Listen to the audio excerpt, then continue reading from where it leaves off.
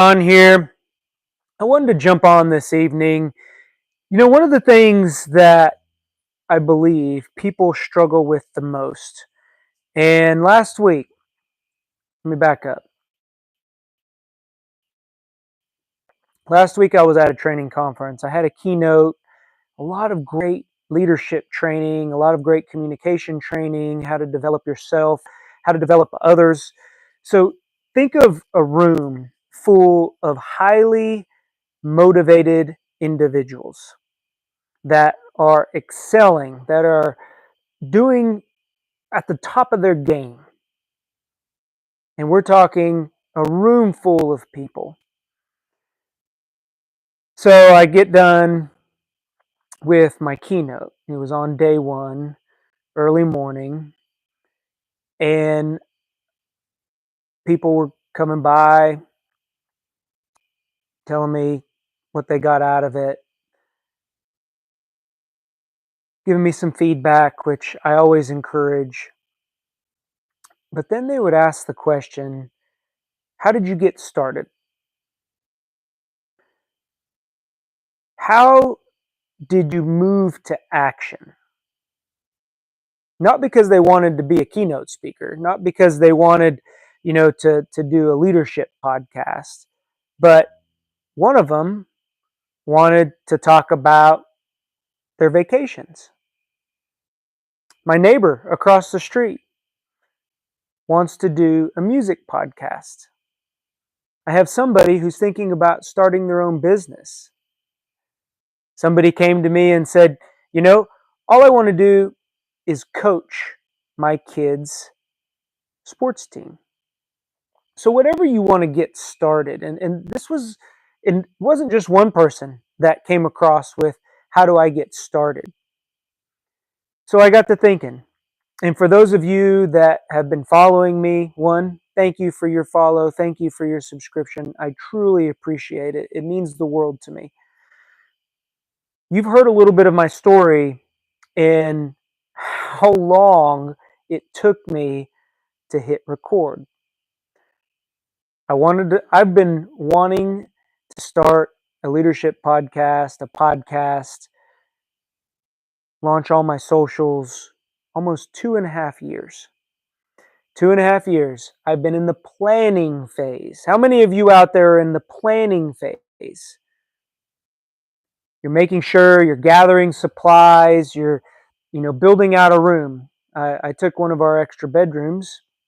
I have two older children and they have both left the home, and so we were thinking about options for the bedroom, and I was in my planning phase. I said, you know what would get me started? If I only had a dedicated space. That's what it's going to take. So what did I do? I planned, I got the right paint color, I outfitted the room with soundproofing, all of those things. And guess what? I didn't get going. I didn't push record. So, in my all knowledgeable self, I decided, you know what will get me going? A desk. If I only had the right desk, if I only had the right camera, if I only had the right lighting, whatever only is to you, it may be if I only it was the right timing, if I only had the extra money, if I only had the support. When my kids grow up and move out of the house, that was another excuse that I had. Or when they get to a certain age. I will tell you one thing that I learned. There's no such thing as the right time. There's no such thing as a perfect moment to change.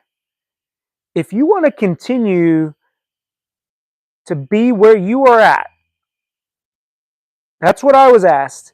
Do I want to continue? I asked that to myself. Do I want to continue to be where I'm at, or do I want to change? Because if you wanted to continue where you're at, don't change anything.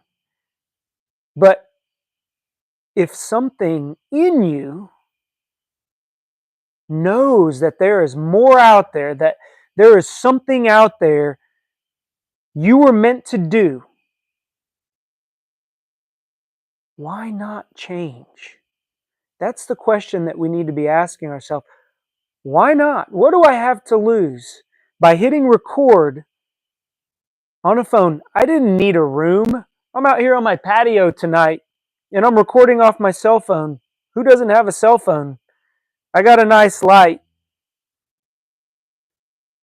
It's great. Yeah, you see Corn Pop? Pretty cool out here, man. Got a great light.